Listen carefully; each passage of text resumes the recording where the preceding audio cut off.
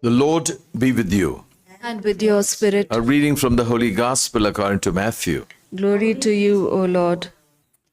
After the crowd ate and was satisfied, Jesus made the disciples get into the boat and go before him to the other side, while he dismissed the crowds. And after he had dismissed the crowds, he went up on the mountain by himself to pray. When evening came, he was there alone, but the boat by this time was a long way from the land, beaten by the waves, for the wind was against them.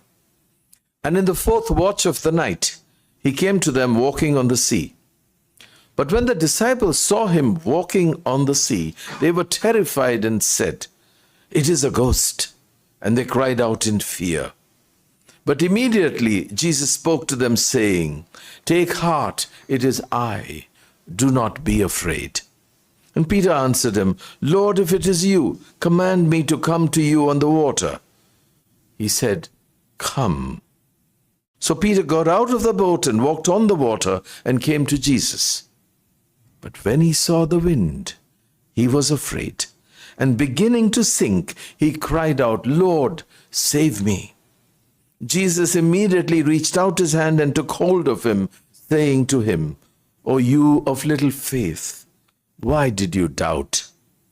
And when they got into the boat, the wind ceased. And those in the boat worshipped him, saying, "Truly you are the Son of God." And when they had crossed over, they came to the land at Gennesaret. And when the people of that place recognized him, they sent word to all that region, and brought to him all who were sick, and implored him that they might only touch the fringe of his garment. And as many as touched it were made well. The Gospel of the Lord. Praise to you, Lord Jesus Christ. Just visualize the gospel scene. Jesus has gone up to the mountain to pray, but his gaze still rests on his disciples. The fishermen disciples are back in the environment that they know best. They are on the lake. They are in the boat. And then comes the mighty wind and the stormy waves. And when the storm was at its worst, when the boat was ready to sink, Jesus comes to them, walking on the water. They saw him and were terrified, not just by the waves, but by Jesus walking on the water. Is he a ghost? Before calming the storm, Jesus wants to calm their fears. He assures them, "Courage, take heart, it is I, do not be afraid." And that is enough for Peter, the impulsive one, the spontaneous one. So Peter steps out of the boat, and as the disciple of Jesus, he imitates and does what Jesus does. Then we are told something significant. When Peter saw the wind, his focus shifted from Jesus. He then became afraid, and he began to sink. All Peter allowed himself to see were his fears, and not the power of the Lord. His fear of the situation comes in the way of trusting. He could recite his creed, but could he profess his faith? Fear is really the enemy of faith, for it leads to doubt. The willingness to believe is the willingness to let go of our fears. Faith is a gift, but we must be ready to step out of the boat, to accept it, to embrace it. Then, holding Peter's hand, Jesus climbs into the boat beside him, and that was it. The wind dropped, the waves died down, the storm ceased, and the crisis had passed. What makes this such a fascinating story is that this is not just about the storm at sea. It is about Jesus' power to join with us to overcome every storm that threatens to destroy us. In recording this event, Matthew in the gospel is writing to a young church going through difficult times. They are full of doubts and fears. They are facing persecution, torture, martyrdom, and even death. There is such opposition that is so strong. It's as though they are in the boat which is battling against the heavy sea and the strong winds.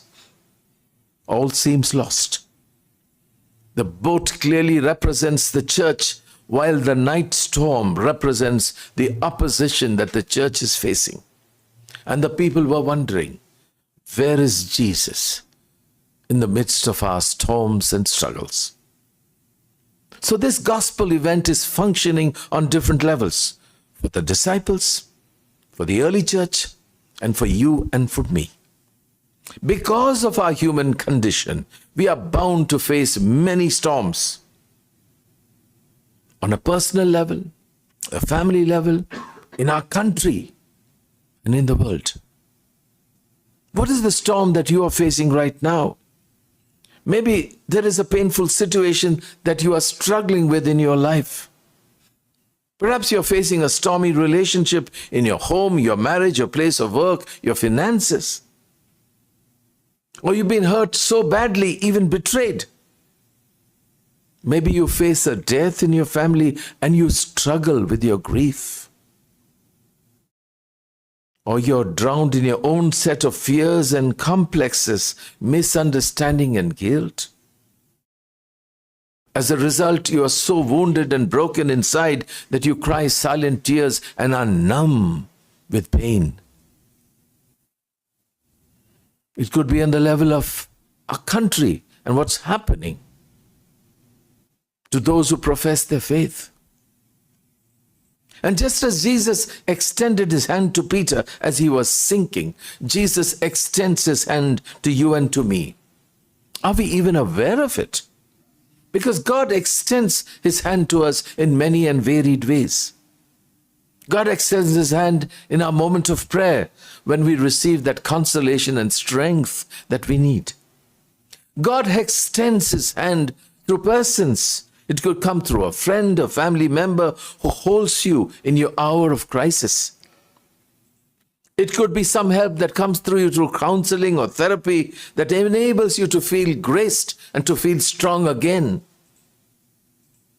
Too often, we are caught up in our own little world, trapped in our own fears. We close in on ourselves. We stew in our pain, in our resentment, in our bitterness. And in this way, we choke off our faith. The willingness to believe is our willingness to let go of our fears. Faith is a gift, but we must be ready to step out of the boat, to accept it, and to embrace it.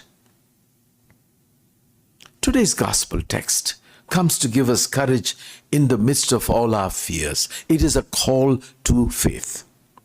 Just when we feel we are sinking and drowning, Jesus is there. We are not alone. And like Peter, we too will feel the hand of Jesus stretched out to us as he says, "Courage, take heart, it is I, do not be afraid." Aware of our fears, Jesus holds our hand and feel the gentle assurance of his hand holding ours. We place our hand in his hand and feel the safety and the security when we surrender into the hands of Jesus. And because Jesus walks with us, we are never alone. Jesus steps into our boat of our home, our family, our communities. He accompanies us because his name is Emmanuel, God with us. And with this assurance, this confidence that Jesus is with us, we know that in spite of the storm, we are never alone. Jesus is with us saying those wonderful words, "Courage, take heart, it is I, do not be afraid." Let those words echo in our ears and in our heart, because we rest in this invitation of Jesus, but also in his promise today, every day, and for life.